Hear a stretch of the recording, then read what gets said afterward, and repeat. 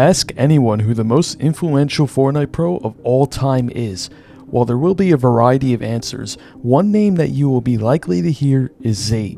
Since the very start of Fortnite competitive, Zayt was there dominating. Not only was he dominating though, but he was building the very foundation that Fortnite competitive was set on. However, at the height of it all, he would retire, leaving many confused.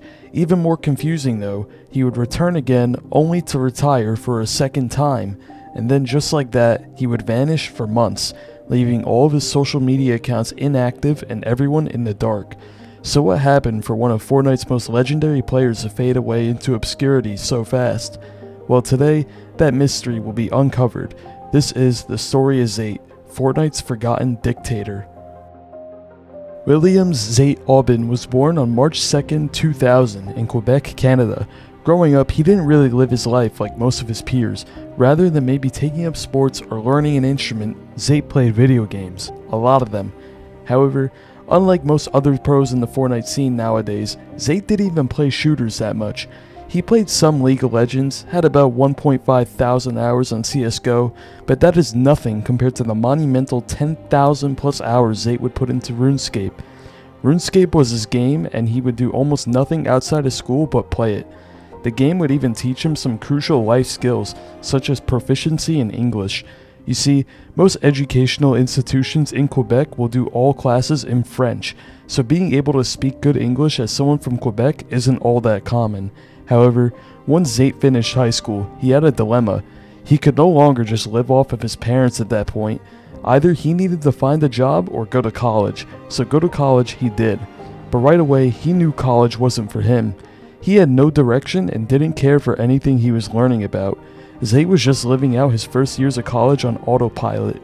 But in 2017, the game that would change Zayt's life forever was released, and it would only be a matter of time before its effects were seen.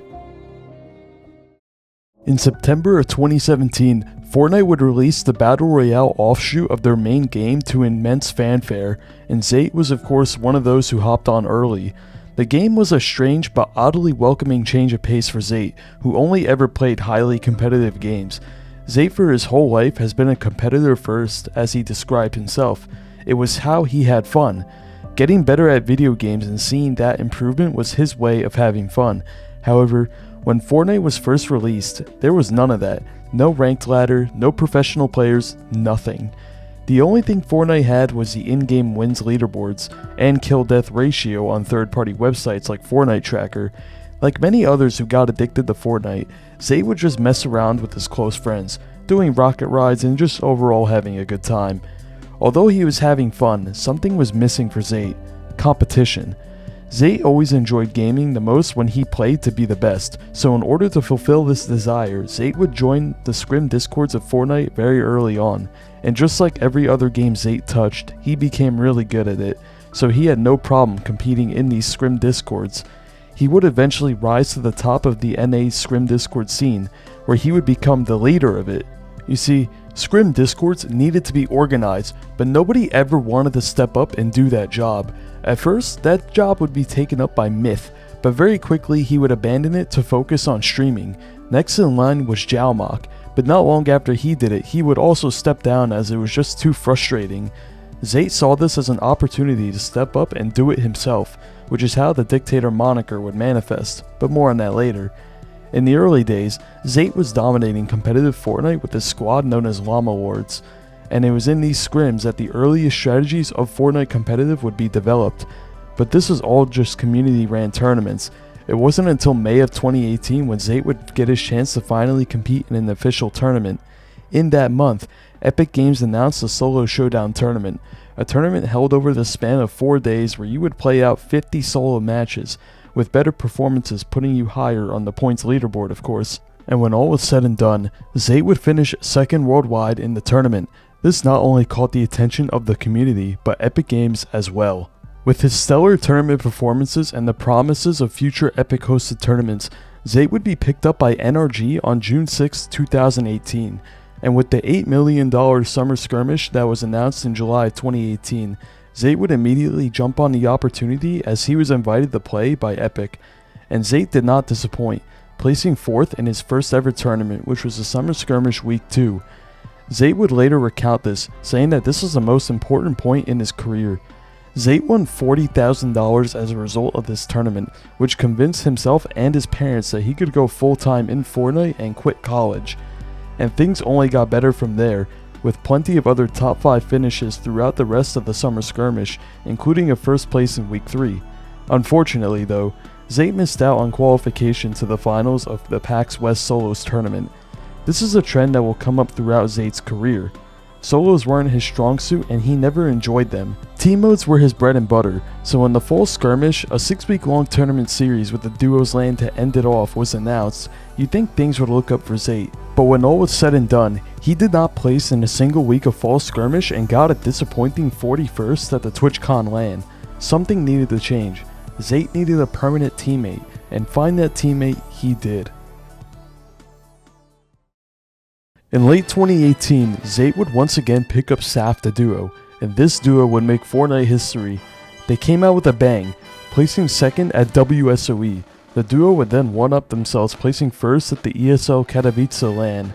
What made this win so insane was how dominant it was. Zayt and Saf were so far ahead that they started trolling their last few games. And all of this goes back to the NA scrim scene. Under Zayt's leadership, NA was thriving as a region, while EU was infamous for how bad their scrim discords were. This would allow NA as a whole to get ahead in the early days, with this LAN proving it. Only 9 NA teams went to that LAN, with 3 of them placing in the top 5.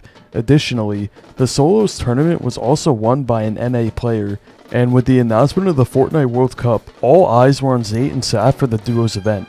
The duo easily qualified for New York by placing first in week 4, going on to qualify an additional 2 times in the following weeks.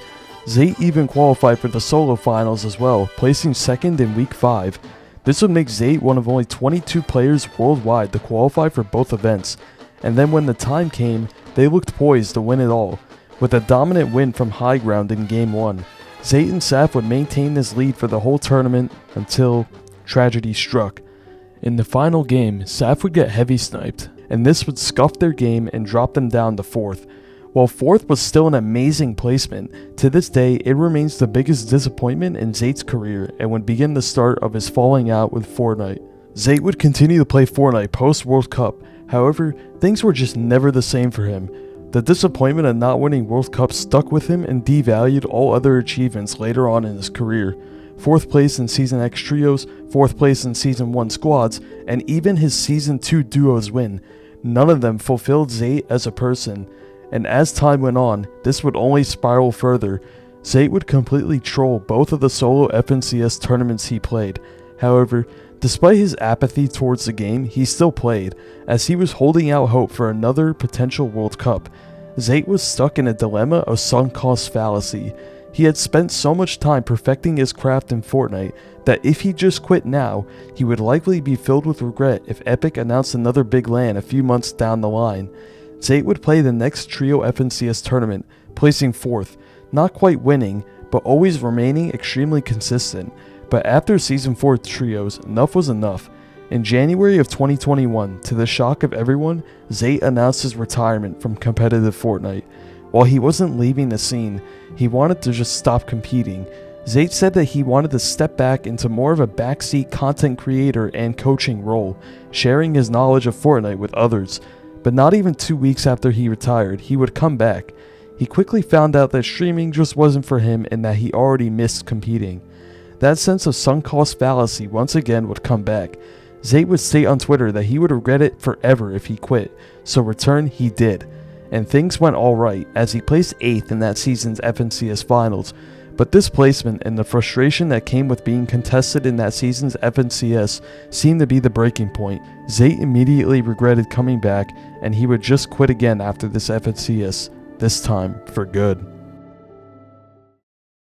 Despite quitting, he would remain somewhat active on Twitter, just keeping up with the current news in Fortnite competitive. He would even make a slight return to troll the 2021 Solo Invitational Tournament in order to protest the release of beloved Fortnite caster Aussie Antics. You see, the Solo Tournament was an invite-only tournament, where players were invited if they placed well in the previous FNCS tournaments, And since Zayt placed top 5 in trios, he was invited even though he had quit. So to him, throwing away this tournament didn't matter at all. All that mattered was sending a message. And this is how things remained for the next 2 years, just tweeting and playing other games during his own time, such as Valorant. However, in late 2023, he would vanish. No tweets, no streams, no posts, nothing. This was unusual behavior for Zayt, as he was always one to talk and chime in on discussions on Twitter. And for the next 6 months, nobody knew where he had went. That would all change on June 11th of 2024 though, when Zayt would drop a bombshell on Twitter. The reason for his silence is that he had suffered a stroke. Zayt detailed that one day he woke up and half of his body was paralyzed, and he had to be rushed to the ER. There it was found a clot in his brain that caused him to suffer a stroke. While it since has been removed, he is still feeling the effects of it to this day. He has lost quite a bit of dexterity in the left side of his body, and he just doesn't feel the same mentally. But the good news is that he is getting better every day. Zayt even teased that he is excited to return to the community once he is feeling 100% again. So I wish nothing but the best for him, as I'm sure many others are too. Zayt will go down in history as a Fortnite legend. From day one, he was there and dominating, and for a while, he was the glue that held the entire NA scene together. So while many see him as a dictator, in reality, he is a founding father, and Fortnite competitive would be nothing like it is today if it wasn't for Zayt. Thanks for watching. If you enjoyed this video and would like to see similar content, then like, subscribe, follow all my socials, and check out the video on your screen now.